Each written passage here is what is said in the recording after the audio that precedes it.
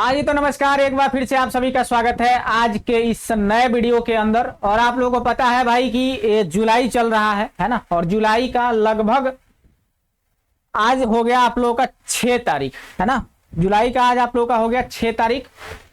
6 हुआ या 7 हुआ, जो भी हुआ।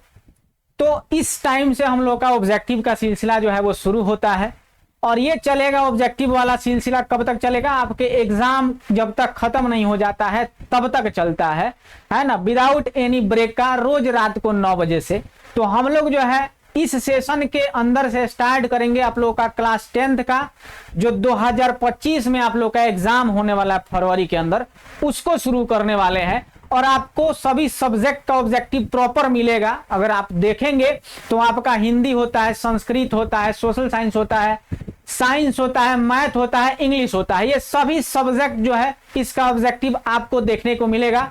हमारा ट्रैक रिकॉर्ड रहा है भाई साहब कि काफी बेहतरीन तरीके से ऑब्जेक्टिव हम करवाए हैं। और इस चैनल का मुख्य उद्देश्य भी होता है कि आपको ऑब्जेक्टिव बेहतरीन तरीके से करवाया जाए, है ना। तो आपको कौन कौन सा सब्जेक्ट मिलेगा पहले तो आप यही जान लीजिए, फिर उसके बाद से इस सेशन को आगे बढ़ाएंगे और आपका ऑब्जेक्टिव जो है आज के सेशन में हम लोग करवाएंगे। तो पहले तो आप देख लीजिए कि पहले जो होगा वो आपका साइंस होगा, है ना। आपका साइंस होगा। दूसरा आपका हो जाएगा भाई साहब सोशल साइंस। क्या हो जाएगा भाई साहब? सोशल साइंस हो जाएगा, है ना। तीसरा हो जाएगा भाई आपका संस्कृत। तीसरा क्या हो जाएगा? संस्कृत। चौथा हो जाएगा आपका हिंदी, है ना। क्या हो जाएगा भाई? हिंदी हो जाएगा। दिख रहा है ना? एकदम दिख रहा है। 5 नंबर में आपका आ जाएगा भाई साहब इंग्लिश, है ना। इंग्लिश आ जाएगा, लेकिन ये इंग्लिश जो है वो आपके लिए कंपलसरी नहीं होता है ना। तो आप इसको थोड़े समय के लिए साइड में रख के चल सकते हैं। ऐसा नहीं है कि इसका कहीं भी जरूरी नहीं है। आपके एग्जाम में, आपके रिजल्ट में इसका मार्क्स भले नहीं जुटता है, लेकिन इसका जरूरी आगे होता है। ये मिलिट्री वगैरह के फॉर्म में, आर्मी वगैरह के फॉर्म भरने में इसकी जरूरत होती है ना। तो इसको एकदम से इग्नोर नहीं कर सकते हैं। उसके अलावा आप देखेंगे तो साइंस में जो आप लोग का 3 सब्जेक्ट जो होता है ना। 3 सब्जेक्ट में कौन? आपका बायो हो जाएगा, आपका केमिस्ट्री हो जाएगा, और एक और आपका क्या हो जाता है भाई साहब? फिजिक्स हो जाता है ना। और सोशल साइंस के अंदर आपका ज्योग्राफी होगा, आपका सिविक्स हो जाएगा, है ना। आपका सिविक्स होगा, आपका भाई साहब, आपका भाई एक और होता है, क्या होता है भाई? हिस्ट्री होता है ना। एक तो हिस्ट्री हो जाएगा। उसके अलावा आपका डीएम होगा, यानी डिजास्टर मैनेजमेंट। और भी जो सोशल साइंस के अंदर सब्जेक्ट होता है वो सारे सब्जेक्ट का प्रॉपर चैप्टर वाइज मिसलेनियस, जिस तरह से आपका बेहतर तैयारी हो सकता है उन सारे माध्यमों का इस्तेमाल हम करेंगे। और आपको पूरे ऑब्जेक्टिव जितना आपके लिए एग्जाम में जरूरी है, जितना पूछा जाता है, उतना ऑब्जेक्टिव आपको दिलवा देंगे। अगर मार्क्स डिस्ट्रीब्यूशन की बात करें तो साइंस में आप लोग का 40 नंबर का ऑब्जेक्टिव पूछता है। सोशल साइंस में भी आप लोग का 40 नंबर का पूछता है। संस्कृत में आपका 50 नंबर का पूछेगा, हिंदी में 50, और आप लोग को अंग्रेजी में 50 नंबर का पूछता है। तो आप कुल मिला के देखेंगे तो जो आपका जरूरी वाला जो नंबर है, जो आपके एग्जाम में, एग्जाम के रिजल्ट में जो जुट जाता है ना, जो नंबर जुड़ता है, वो आप लोगों का टोटल जो होता है वो 180 नंबर का होता है ना। एक और सब्जेक्ट आपका जो सबसे जरूरी है वो मैथ, है ना। मैथ, इसको भी आप इग्नोर नहीं करेंगे, इसका भी आपका सब्जेक्ट में जुड़ता है, तो 50 नंबर इसका भी जोड़ लीजिए, है ना। तो ये हो जाता है 230 नंबर। कुल मिला के आप लोग को 230 नंबर का ऑब्जेक्टिव जो है आपके एग्जाम में पूछा जाता है। किस एग्जाम में भाई साहब? आप लोग के मैट्रिक बोर्ड परीक्षा के एग्जाम में, जो कि 2025 के फरवरी में होने वाला है। समझ रहे हैं बात? इतना बात समझ गए हैं तो ठीक बात है। और क्लास का जो टाइमिंग है वो रोज रात को 9 बजे से रहता है। ये हमारा प्री डिफाइंड टाइम है, और रात को 9 बजे से रोज मिलते हैं, है ना। तो रोज रतिया 9 बजे से मिलेंगे। ऑब्जेक्टिव धुआंधार होगा। ये चाहे फ्रंट आपका इसके साथ हो जाए, है ना, वीडियो के साथ हो जाए, या फिर बिहाइंड द कैम हो जाए, होगा जरूर। पर रोज रात को 9 बजे से, है ना। तो सबको जरूर मिलेंगे, जितने लोग होंगे 10th वाले उनकी बात, है ना। तो चलिए हम लोग अपना सिलसिला शुरू करते हैं। और भाई साहब आपको पहले ऑब्जेक्टिव से मुखातिब करवाते हैं। जो भी आपका सब्जेक्ट होगा, सारे सब्जेक्ट काम करने क्या वाले हैं पहले ही समझ लीजिए। पहले हम शुरू करेंगे साइंस का, है ना। साइंस का पहले चैप्टर वाइज शुरू करेंगे, फिर उसके बाद करेंगे भाई साहब उसका मिसलेनियस, फिर क्वेश्चन बैंक। ऐसे करके सभी सब्जेक्ट का बारी बारी से, टाइम टू टाइम जो है वो आपके एग्जाम से 1 से 1.5 महीना पहले सारा ऑब्जेक्टिव खत्म करवा देंगे। ऐसा नहीं है कि खत्म हो जाने के बाद आपका वीडियो नहीं जाएगा, ऐसा नहीं है। वो जाएगा, वो तब तक चलता रहेगा जब तक आपका एग्जाम खत्म नहीं हो जाता है ना। तो चलिए भाई शुरू करते हैं, है ना, हम लोग शुरू कर लेते हैं और पहला ऑब्जेक्टिव से आपको मुखातिब करवाते हैं जो कि काफी बेहतरीन ऑब्जेक्टिव है। चलिए पहला सवाल आपके सामने आ चुका है, साइंस का सवाल है, केमिस्ट्री का प्रथम चैप्टर है ना, रासायनिक समीकरण एवं अभिक्रिया वाला जो चैप्टर है, पहला चैप्टर, उस चैप्टर का ये सारा सवाल है। इस सेशन के अंदर कुल 40 ऑब्जेक्टिव होगा, तो आपको ध्यान में रखना है। पहला सवाल आपके सामने आ चुका है, इसको देखना है। कह रहा है कि वायु रोधी बर्तन में खाद्य सामग्री रखने से उपचयन की गति हो जाती है। क्या हो जाती है भाई साहब? धीमी हो जाती है, तीव्र हो जाती है, बराबर, या फिर अति तीव्र हो जाती है। तो सुनिए, वायु रोधी बर्तन में जब खाद्य सामग्री हम लोग रखते हैं ना, तो उपचयन की जो प्रक्रिया है, उपचयन की जो प्रक्रिया वो क्या हो जाती है? उपचयन की प्रक्रिया धीमी हो जाती है। तो ऑप्शन नंबर ए के साथ आप लोग बिना किसी संदेह के जा सकते हैं। अगला सवाल देखेंगे। अगला सवाल, एक समीकरण आपके सामने दिया गया है ना, एक समीकरण क्या किया है भाई साहब? आपके सामने दिया गया है Fe2O3 प्लस 2Al, यानी कि एल्युमिनियम में भाई साहब, वे रिएक्ट करके आपको Al2O3 प्लस Fe बनाता है। आपको इसको देख करके बताना है कि ये अभिक्रिया किस प्रकार की अभिक्रिया है, संयोजन है, द्विविस्थापन है, वियोजन अभिक्रिया है, या फिर भाई साहब विस्थापन अभिक्रिया है। किस प्रकार की अभिक्रिया है ये आपको देख करके इस सवाल का जवाब आपको बताना है। 4 ऑप्शन आपके सामने दे रखा है, ऑप्शन नंबर ए, बी और सी। कोई एक ऑप्शन आपको कमेंट सेक्शन में लिखना है बस, हाँ, एकदम से इत्मीनान से आपको लिखते चलना है। चलिए पहला सवाल का जवाब आया, दूसरे सवाल का देखिए। ये क्या है भाई साहब?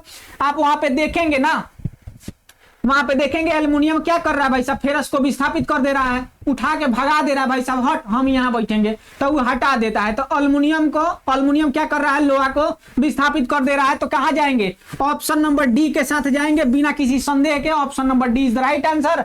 और अगला सवाल देखेंगे भाई, अगला सवाल आपके सामने आ चुका है, इसको देखना है।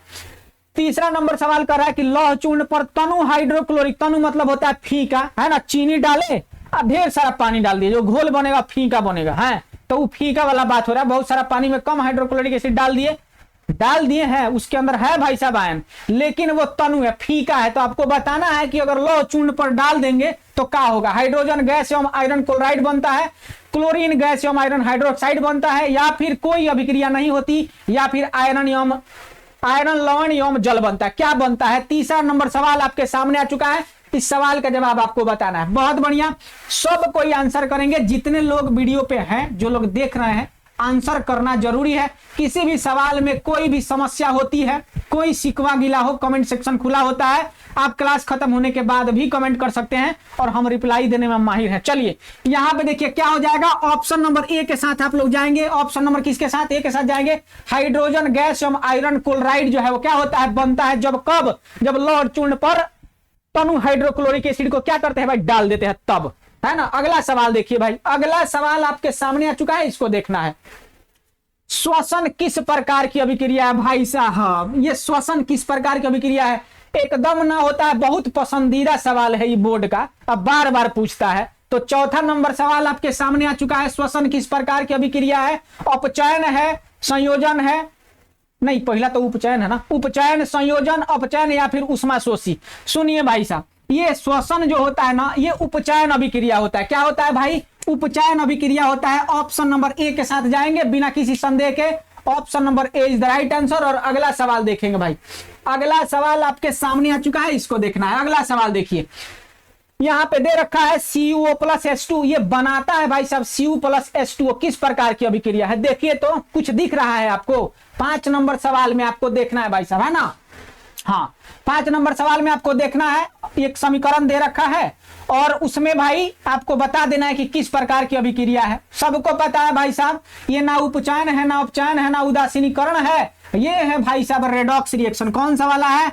ये है भाई साहब redox reaction. Option number D के साथ आप जा सकते हैं बिना किसी संदेह के, कोई शक नहीं होना चाहिए और ना ही कोई परेशानी होनी चाहिए। अगला सवाल देखेंगे भाई, अगला सवाल, इलेक्ट्रॉन के स्थानांतरण से बने यौगिक कहलाते हैं। क्या ही बात है भाई, शानदार सवाल है ना, शानदार सवाल है भाई साहब। इलेक्ट्रॉन के स्थानांतरण से बने यौगिक कहलाते हैं, क्या कहलाते हैं? सहसंयोजी, वैद्युत संयोजी, कार्बनिक, या फिर कोई नहीं। उसमें लिखा हुआ है भाई साहब इनमें से कोई नहीं, है ना, इनमें से कोई नहीं, जोड़ लीजिएगा, इनमें से कोई नहीं। तो क्या हो जाएगा? वो वैद्युत संयोजी होता है ना। क्या होता है भाई साहब? वैद्युत संयोजी होता है तो ऑप्शन नंबर बी के साथ आप जाएंगे बिना किसी संदेह के। और अगला सवाल आपके सामने आ जाएगा। अगला सवाल देखेंगे भाई साहब, एक समीकरण आपके सामने दिया हुआ है, देख करके बता देना है कि इसमें कौन सा कथन सही है भाई, है ना। समीकरण दिया हुआ है, कथन आपको बताना है कि कौन सा कथन सही है। देखिए फटाफट से देखना है और बताना है। कॉपर का ऑक्सीकरण हो रहा है, कॉपर का अवकरण हो रहा है, कॉपर का नाइट्रेशन हो रहा है, या फिर भाई ए और बी दोनों सही है। 7 नंबर सवाल का जवाब फटाफट से सब कोई बताएगा। जितने लोग यहां पर देख रहे हैं उतने लोगों की बात हम कर रहे हैं। चलिए यहां पे क्या हो जाएगा भाई साहब, ऑप्शन नंबर ए के साथ आप जा सकते हैं। क्या हो रहा है, कॉपर का ऑक्सीकरण हो रहा है। कॉपर का क्या हो रहा है, कॉपर का ऑक्सीकरण हो रहा है। अगला सवाल देखेंगे। अगला सवाल आपके सामने आ चुका है, इसको देखना है भाई। इसको देखिए, सिल्वर क्लोराइड का रंग क्या है। सिल्वर क्लोराइड का रंग कैसा होता है बताइए, बताइए। तो ये भी सवाल है कोई है ऐसा ऐसा। सुनिए, इस सवाल जो है ना ये 2014 के सेट नंबर सी दूसरे शिफ्ट में पूछा गया था, है ना। दूसरे शिफ्ट में पूछा गया था 2014 के सेट नंबर सी दूसरे शिफ्ट के अंदर ये सवाल पूछा गया था। तो आपको बताना है कि सिल्वर क्लोराइड का रंग कैसा होता है भाई।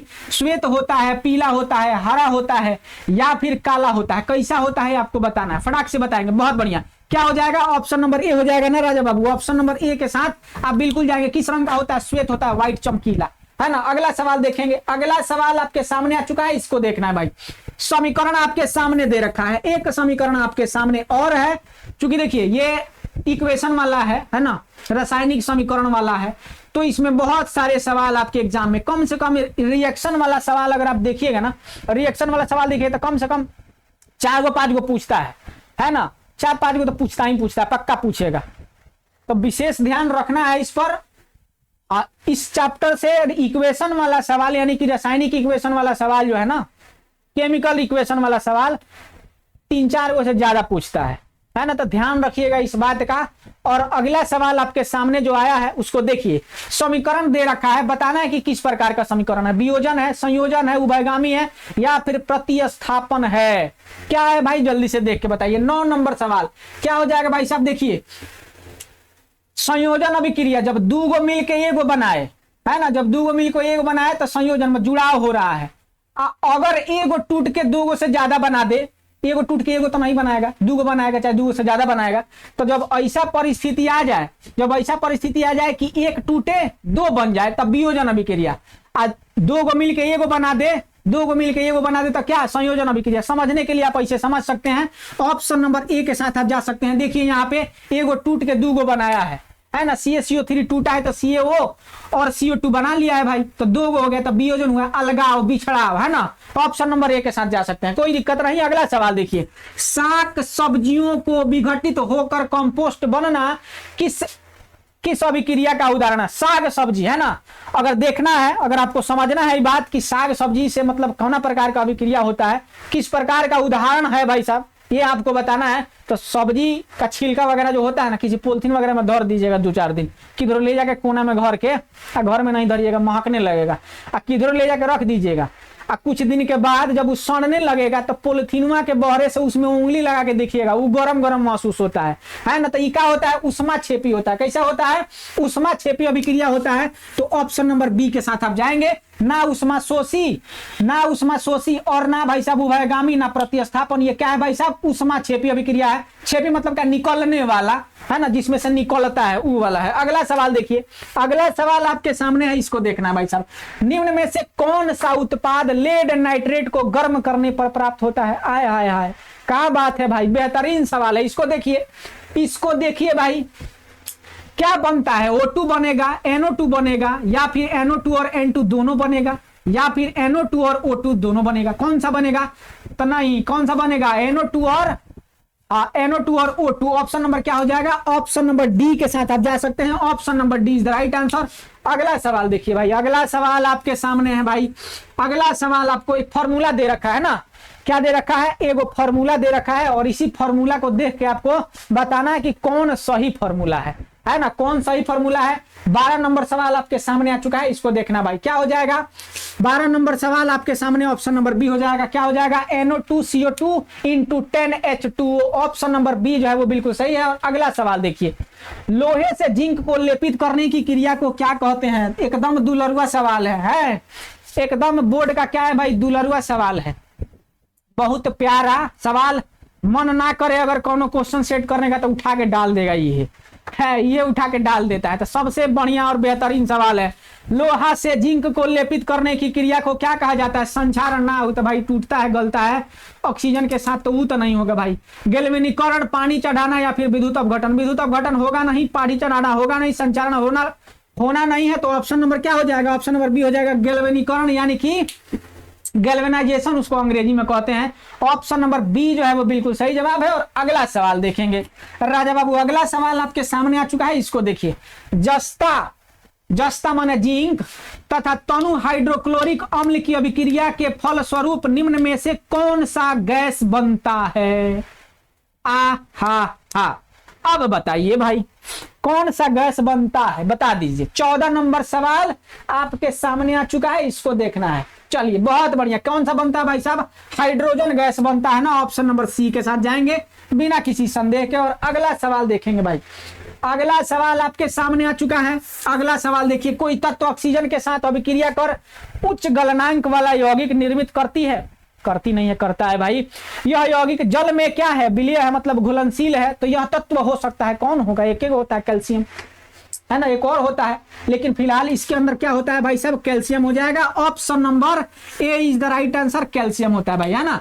अगला सवाल देखिए, अगला सवाल आपके सामने आ चुका है, इसको देखना है।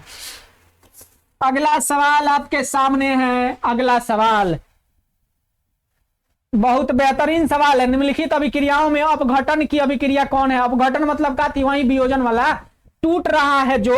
तो देखिए तो कौन टूट रहा है? ऊपर वाला ऑप्शन नंबर ए NOH, तो दो मिलकर दो बना रहा है। दूसरा नंबर एक है, अब फिर एक बना रहा है, तो वो तो होगा नहीं। वियोजन अपघटन मतलब क्या? टूटने वाला। तो ऑप्शन नंबर कहाँ दिख रहा है? दो दिख रहा है ना, दो नहीं, ऑप्शन नंबर सी में दिख रहा है ना, 2KClO3 और बनाएगा 2KCl प्लस क्या? 3O2। और ऑप्शन नंबर डी में तो दो मिलकर एगो बना रहा है। तो ऑप्शन नंबर सी के साथ बिना किसी संदेह के चले जाइए, दौड़े दौड़े, कोई पूछने वाला नहीं, कोई रोकने वाला नहीं है। अगला सवाल देखिए, अगला सवाल देखिए भाई, अगला सवाल आपके सामने है। निम्नलिखित समीकरण है, समीकरण देख लीजिए, बताना है किस प्रकार का समीकरण है, ये आपको बताना है। किस प्रकार का समीकरण है ये आपको बताना है। तो कौन सा प्रकार का समीकरण है? अब ये बताए, दो जुड़ के एगो बनाएगा तो कौन? संयोजन अभिक्रिया। तो ऑप्शन नंबर बी में नहीं दिख रहा है, दिखिए रहा होगा, ऑप्शन नंबर बी के साथ जा सकते हैं बिना किसी संदेह के, बिना किसी लब्बो लुबाब के, यही ना होता है। अगला सवाल देखिए भाई, अगला सवाल आपके सामने, इसको देखिए। निम्नलिखित में से कौन द्विविस्थापन अभिक्रिया है? द्विविस्थापन मतलब का? दूगो तत्व भाई साहब, दूगो तत्व विस्थापित हो जाना, जाना अभिक्रिया के अंदर दूगो तत्व विस्थापित होके, है ना। जब दूगो विस्थापित होई तो क्या होई? द्विविस्थापन होई। विस्थापन में एगो, द्विविस्थापन में दूगो। अपना अपना समझला के फेर बात ये जगह समझ जाए। हाँ, तो यहाँ पे देख के आपको बताना है। तो देखिए यहाँ पे एक दिख रहा है, कौन सा वाला दिख रहा है? हाँ बहुत बढ़िया, कौन सा वाला दिख रहा है? जल्दी बताइए। वो तो दो मिलके ऊपर वाला दो मिलके एगो बना रहा है, कहीं कोनो बदल नहीं रहा है, वो तो दोनों जुड़िए रहा है। विस्थापित कौन कर रहा है? यहाँ पे देखिए AgNO3 और NaCl क्या कर रहा है भाई? AgCl और NO3 आपस में क्या कर रहा है? विस्थापना कर रहा है भाई। ऑप्शन नंबर सी के साथ जाएंगे बिना किसी संदेह के। Option number C is right answer. और अगला सवाल देखेंगे, अगला सवाल आपके सामने आ चुका है, इसको देखना है भाई। अगला सवाल देखिए, निम्नलिखित अभिक्रियाओं में से कौन विस्थापन अभिक्रिया है? विस्थापन अभिक्रिया, विस्थापित कर दे। तो देखिए तो यहाँ पे एगो ऑप्शन नंबर कहीं दिख रहा है जिसमें विस्थापित कर रहा हो कोई। यहाँ पे ऑप्शन नंबर ए CO3, उसमें तो नहीं दिया है भाई।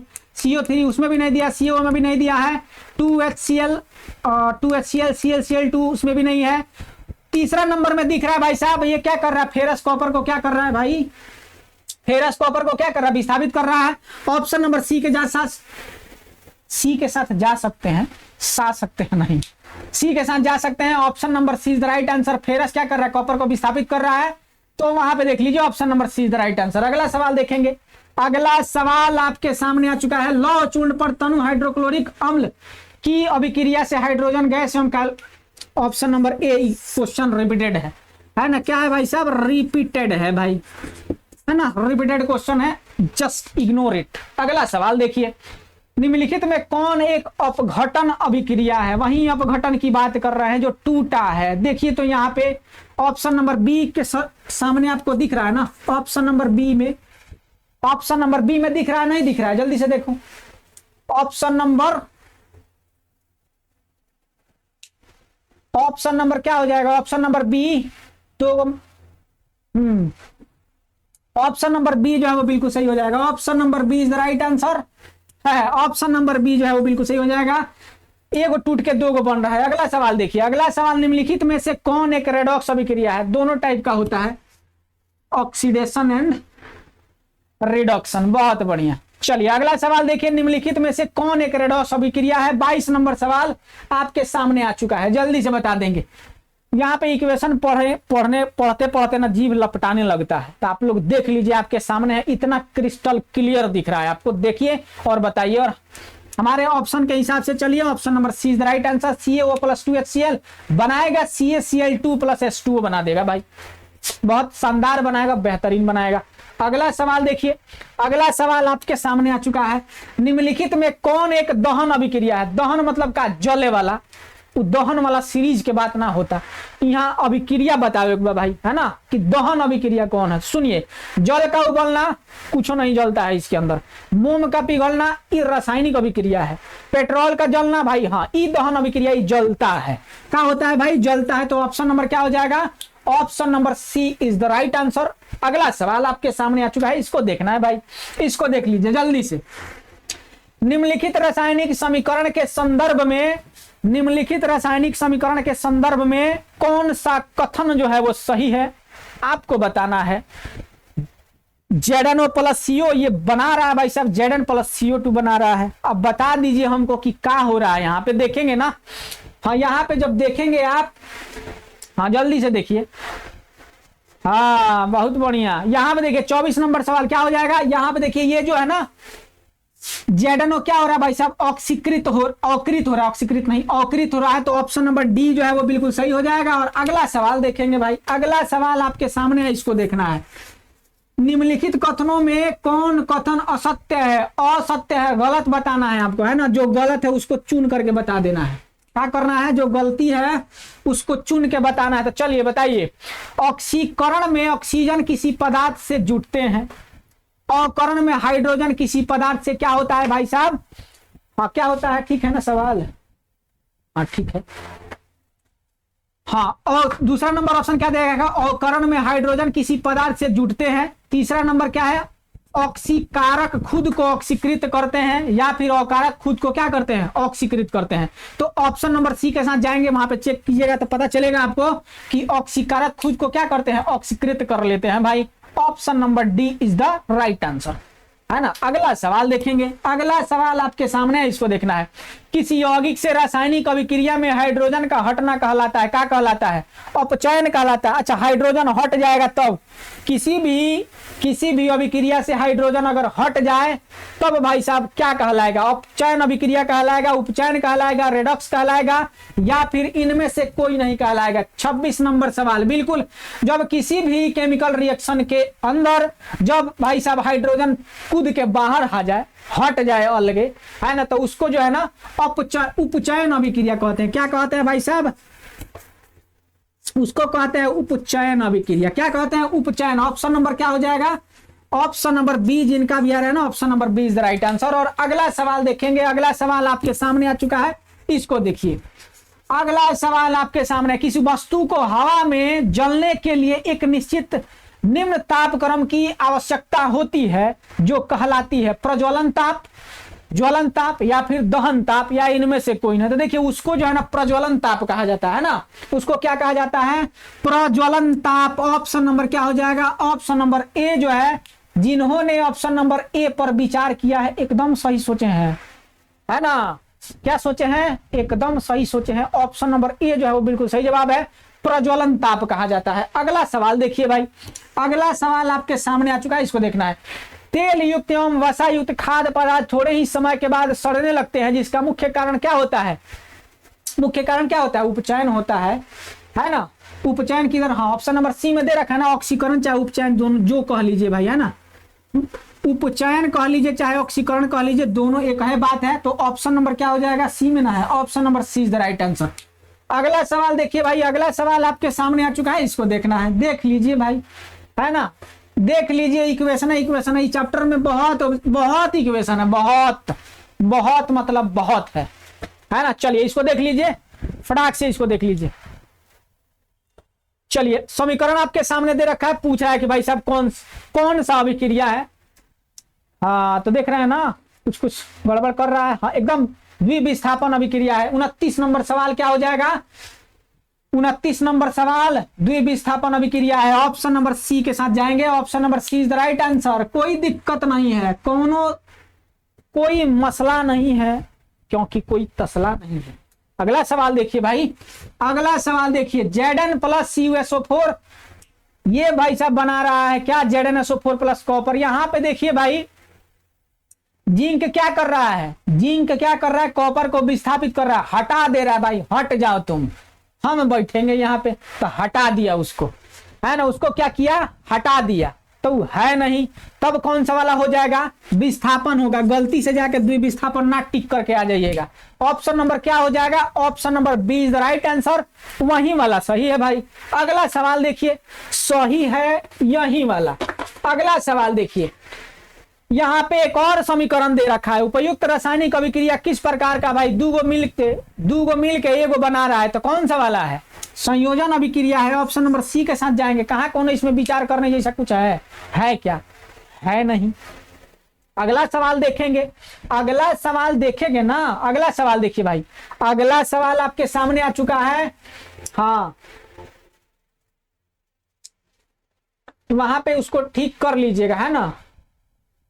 इक्वेशन गड़बड़ है, रुक जाइए, क्वेश्चन में गड़बड़ है कुछ, ये क्वेश्चन गड़बड़ है, इसको हम एलिमिनेट कर देते हैं भाई, है ना, हम इसको करते हैं एलिमिनेट। अगला सवाल देखिए, उसमें कुछ एक और छूट गया है कोई ऐसा। चलिए अगला देखिए, उष्मा के द्वारा की गई वियोजन अभिक्रिया को कहते हैं भाई साहब, क्या कहते हैं बताइए। उष्मा के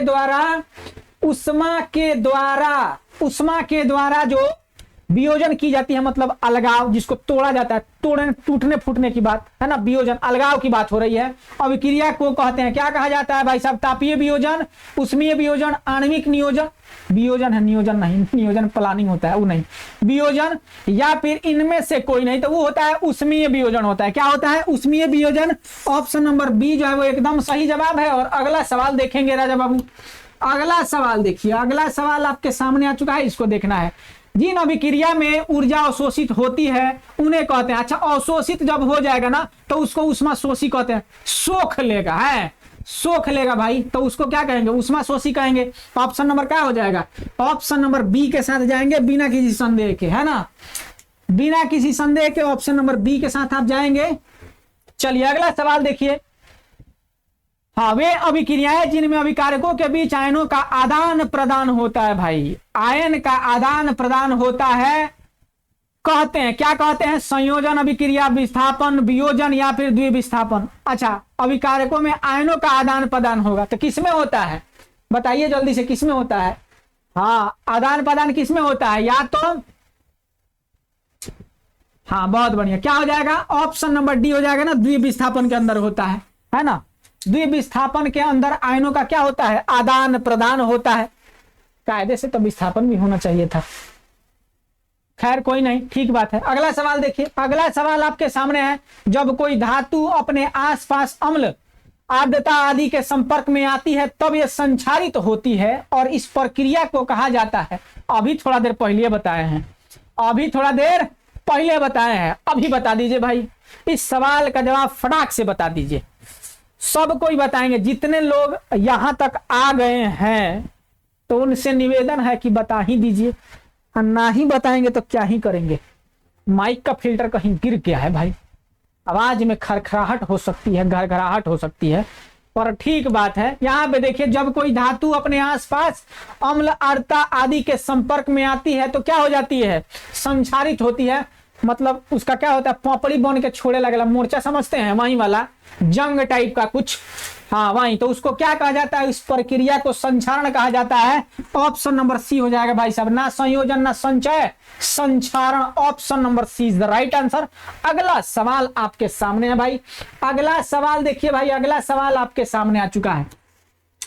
एक पूर्ण रासायनिक समीकरण अभिकारक उत्पाद एवं प्रतीकात्मक रूप से उनकी डैश को प्रदर्शित करता है। किसको करता है, भौतिक अवस्था को, रासायनिक अवस्था को, दोनों को, या फिर इनमें से कोई नहीं। ये सवाल आपके लिए रहेगा HW में, है ना। देखें तो सही कौन कौन यहां तक आया है। 37 नंबर सवाल आपके लिए रहेगा भाई साहब, 37 नंबर सवाल HW में रहेगा आपके लिए, और कमेंट सेक्शन में बताना है आपको बकायदा ये HW के तौर पे इस सवाल का जवाब, है ना। चलिए अगला सवाल, अगला सवाल जो सही जवाब देगा उसका कमेंट हम पिन कर देंगे भाई। अगला सवाल देखिए, अगला 38 नंबर सवाल आपके सामने है। अवक्षेपण अभिक्रिया से, अवक्षेपण अभिक्रिया से किस प्रकार का लवण प्राप्त होता है भाई साहब बताइए अब बता दीजिए। 38 नंबर सवाल, अवक्षेपण अभिक्रिया से किस प्रकार का लवण प्राप्त होता है। विलीय होता है, अविलीय होता है, दोनों होता है, या फिर इनमें से कोई नहीं होता है भाई। एगो कोनो होगा, है ना, एक है वो कोनो सही आंसर है, वहीं आपको बताना है। तो किस प्रकार का होता है, अविलीय होता है भाई, है अविलीय पदार्थ होता है, अविलीय प्रकार का पदार्थ नहीं लवण प्राप्त होता है। अगला सवाल देखेंगे, अगला सवाल आपके सामने आ चुका है, इस सवाल का जवाब देंगे। यहाँ पे एक और समीकरण दे रखा है और पूछ रहा है कि किस प्रकार की अभिक्रिया है। तो देखिए यहाँ पे लोहा, जो ये लोहा बोल रहा है, शीशा जो है वो क्या कर रहा है भाई साहब, कॉपर को क्या कर रहा है, कॉपर को क्या कर रहा है भाई साहब, विस्थापित कर रहा है। तो यहाँ पे देखेंगे द्विविस्थापन नहीं है भाई, द्विविस्थापन नहीं है, विस्थापन अभिक्रिया है। ऑप्शन नंबर ए हो जाएगा। ऑप्शन नंबर ए जिनका भी आ रहा है एकदम सही जवाब है ना, एकदम सही जवाब है। और अगला और इस सेशन का आखिरी सवाल आपके सामने आ चुका है और काफी बेहतरीन सवाल है। जब मैग्नीशियम फीता को जलाया जाता है, जब मैग्नीशियम फीता को जलाया जाता है, इसको लिख लीजिएगा, है ना, ये जो है ना मस्ट VVI जिसको आप लोग कहते हैं ना, वो मस्ट VVI कितना बार पूछा है, ये हर बार पूछता है, 1 नंबर का सवाल है, बार बार पूछता है। तो ध्यान में रखिएगा, एकदम आसान सा सवाल है और बार बार पूछता है, तो याद रखना तो बनता है बॉस, है ना। तो जब मैग्नीशियम फीता को जलाया जाता है तो उत्पन्न आग की लौ जो होती है ना, चमकीला उजला होता है ना, कैसा होता है, चमकीला उजला होता है। ऑप्शन नंबर सी के साथ आप लोग जाएंगे बिना किसी संदेह के। और इसी प्रश्न के साथ जो है आप लोगों का आज का ये सेशन जो है वो समाप्त होता है।